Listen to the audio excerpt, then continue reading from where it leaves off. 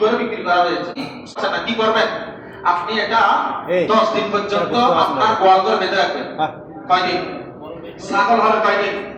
10 দিন। তো 10 দিন পর্যন্ত আপনি বেঁধে রেখে, হুজুর কোরবানি তো 10 জিলহজ শেষ, তো আমি 10 দিন পর্যন্ত যদি বেঁধে রাখি, জিলহজ মাসের 20 তারিখ হয়ে যাচ্ছে, তো 20 তারিখে কোরবানি দিতে পারবো? থাকার মাসালা বলতেছে হ্যাঁ, আপনি 10 দিন পরে ওই পশু দিয়ে আপনি কোরবানি দিতে পারবেন। সবাই বলে সুবহানাল্লাহ। এটা হচ্ছে মাসালা।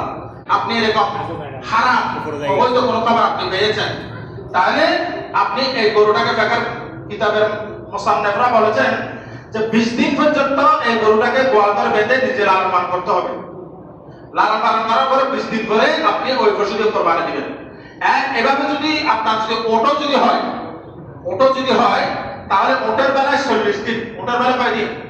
40 দিন পর্যন্ত বেঁধে রেখে এই ওটটাকে আপনি কোরবানি দিতে পারবেন।